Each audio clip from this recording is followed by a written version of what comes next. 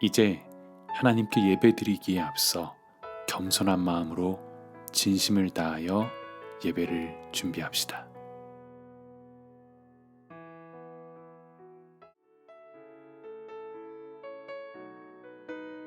나는 전능하신 아버지 하나님, 천지의 창조주를 믿습니다.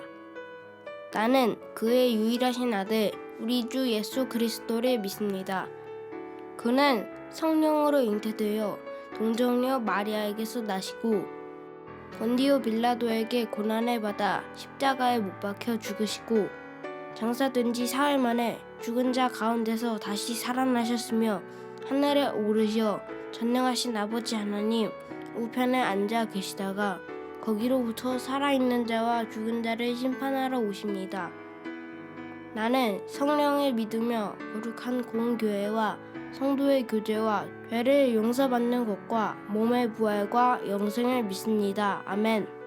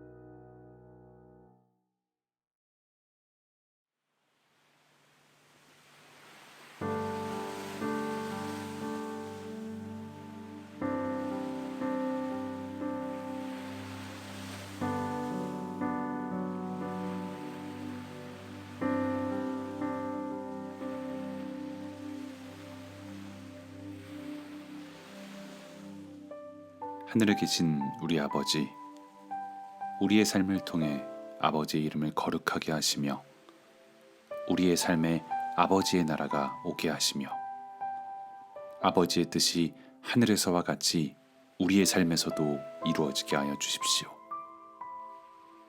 오늘 우리에게 일용할 양식을 주시고 우리뿐만 아니라 여전히 전쟁의 위협 속에서도 반드시 정의와 평화가 온다는 믿음으로 싸우고 있는 우크라이나의 사람들에게도 필요한 음식과 주거 환경을 주세요.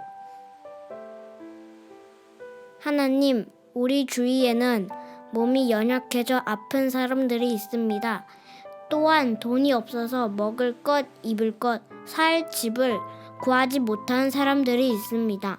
억울한 일을 당했는데 아무도 들어주지 않아서 외로운 사람들이 있습니다. 지금 이렇게 고통과 절망, 아픔과 외로움 가운데에 있는 사람들에게 하나님께서 함께 해주시고 믿음과 소망과 사랑의 마음을 부어주셔서 다시 일어날 수 있도록 도와주세요. 또한 우리가 우리에게 잘못한 사람을 용서하여 준 것 같이 우리 죄를 용서하여 주시고 날마다 우리를 고난과 유혹에 빠지지 않게 하시고 악에서 구하여 주십시오. 모든 나라와 권능과 영광이 영원히 아버지의 것입니다. 아멘.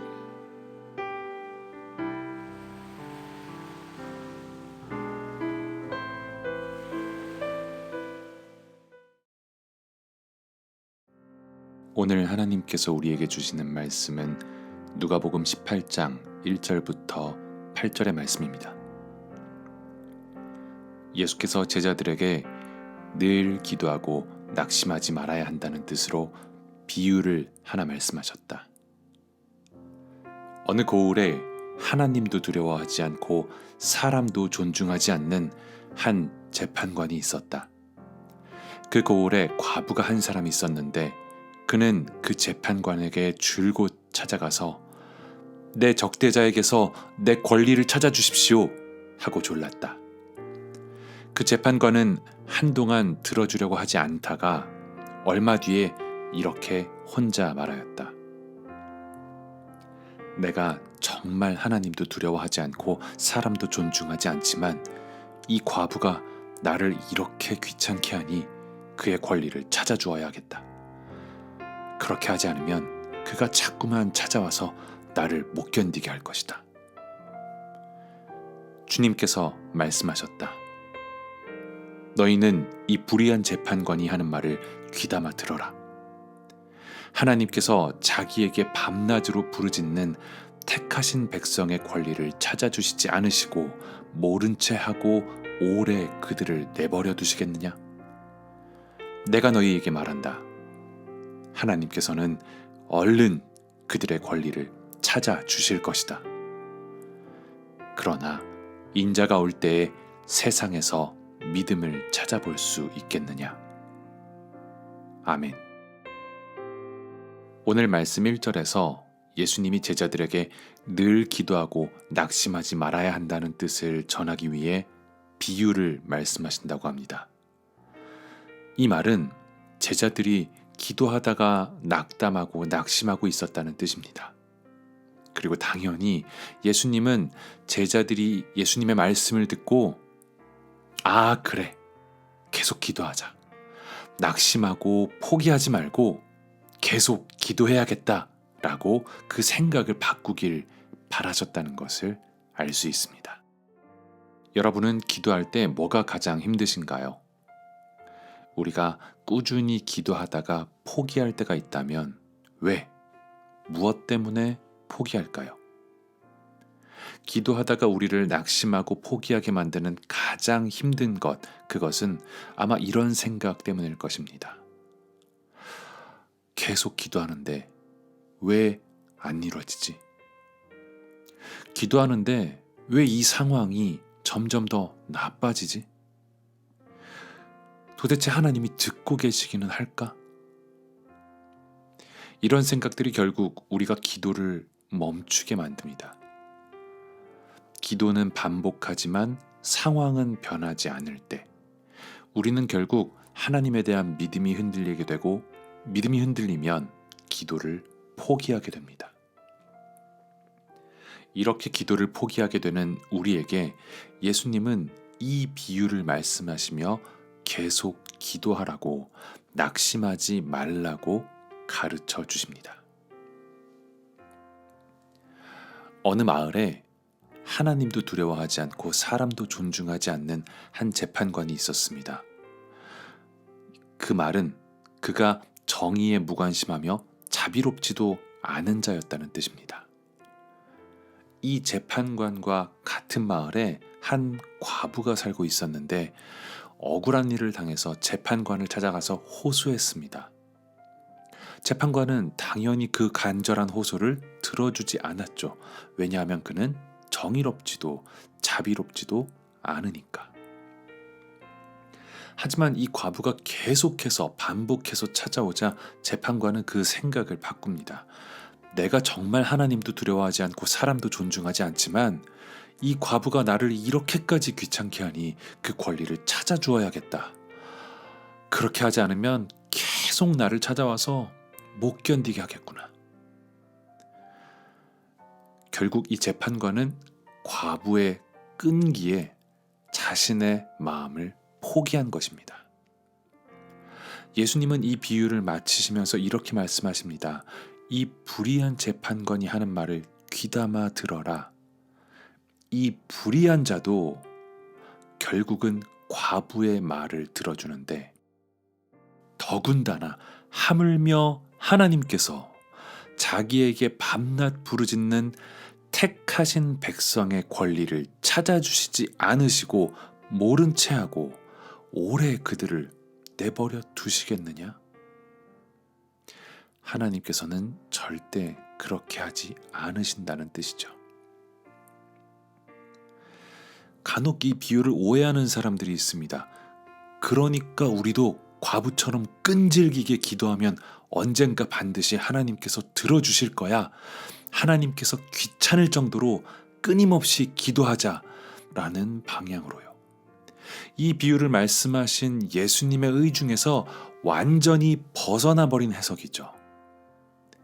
이 비유는 불의한 재판관도 과부의 말을 듣는데 하물며 더군다나 너희를 사랑하시는, 심지어 너희의 아버지가 되시는 하나님께서 너희의 기도를 들으시지 않으시겠느냐라는 뜻입니다.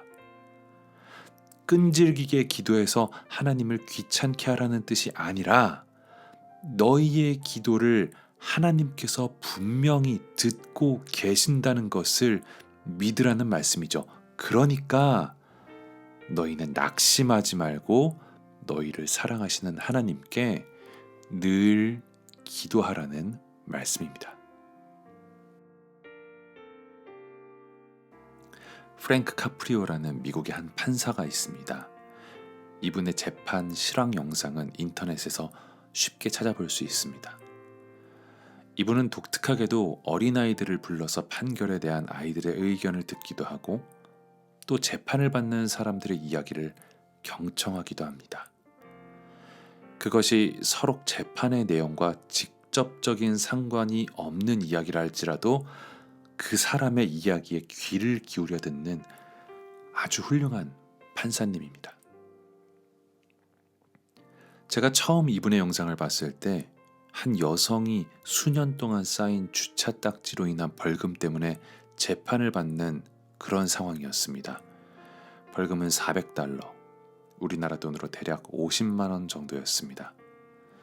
프랭크 판사가 벌금의 액수와 왜 그런 딱지를 떼게 되었는지 그 경위를 확인하자 이 여성은 차마 믿기 힘든 어려운 이야기를 꺼냈습니다. 그녀는 지난해에 아들이 죽었고 아들이 남긴 빚을 해결해 나가는 과정에서 주차 위반 딱지를 뗐습니다. 게다가 자신이 살고 있는 집 주인에게 쫓겨나게 생겼기 때문에 그 거주의 문제를 해결해 나가는 과정에서 또 딱지를 뗐습니다. 그리고 그녀는 돈이 너무나도 없어서 여전히 죽은 아들의 장례식 비용을 갚아나가고 있었습니다. 그녀는 자신의 마음이 공허하다고 고백하며 눈물로 호소했습니다. 프랭크 판사는 이 여성의 이야기에 공감하며 그 사연을 경청했습니다.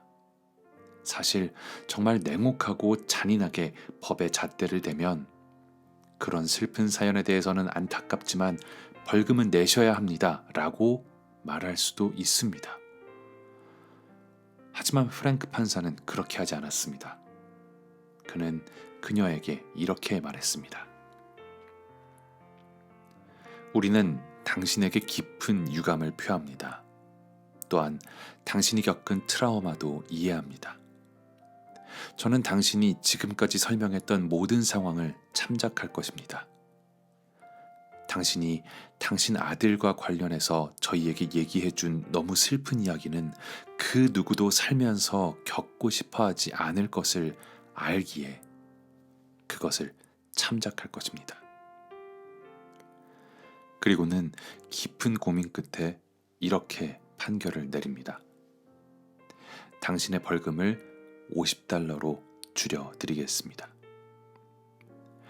50만 원의 벌금이 6만 원 정도로 줄어들었죠. 그런데 여기에서 끝나지 않습니다. 판사는 혹시나 그녀가 벌금을 내고 집에 갈 때 돈이 없을까봐 걱정이 되었습니다. 그래서 묻습니다. 그런데 돈 없이 가시는 건 아니죠?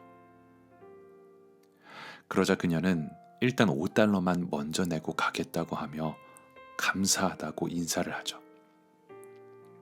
그러자 프랭크 판사는 무언가 굳게 결심을 한 듯 마치 지금 이 상황에서 $50, $5, $400 그런 것은 문제가 아니라는 듯 그녀에게 말합니다.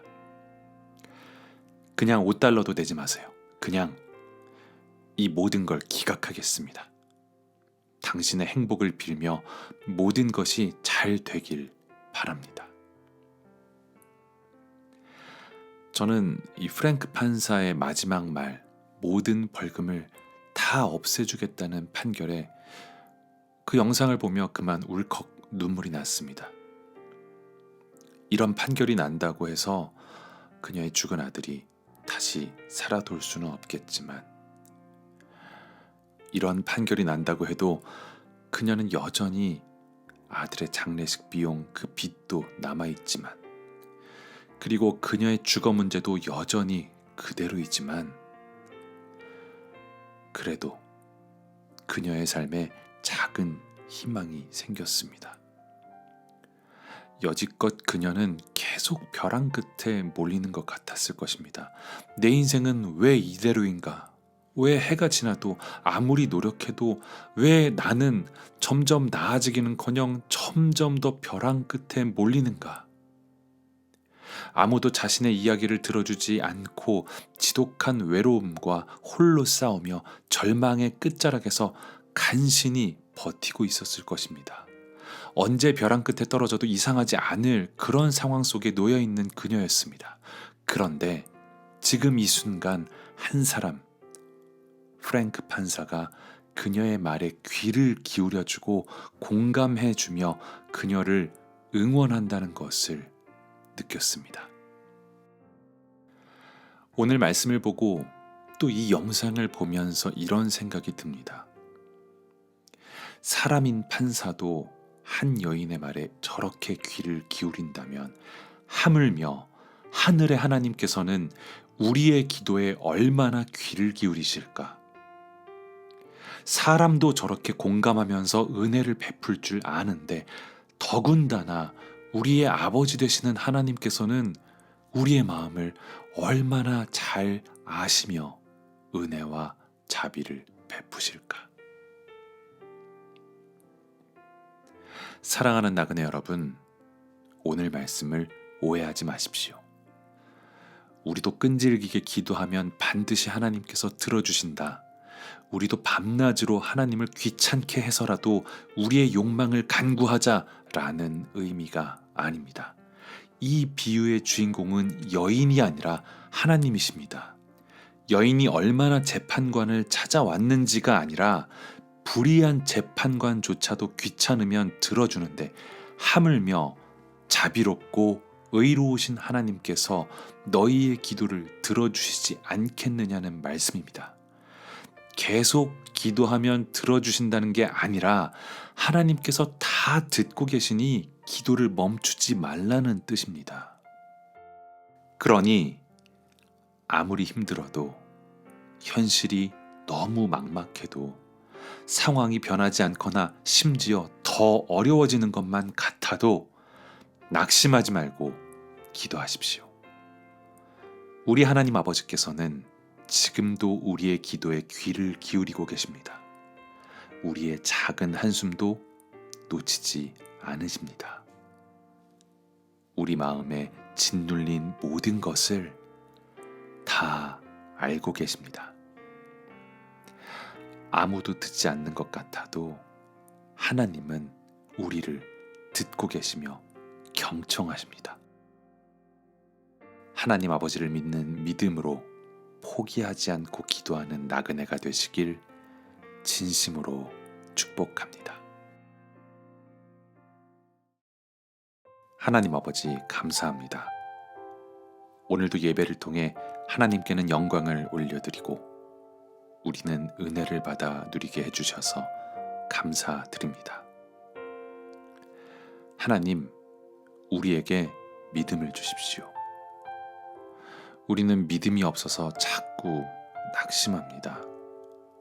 믿음이 부족하여 자주 기도의 끈을 놓습니다.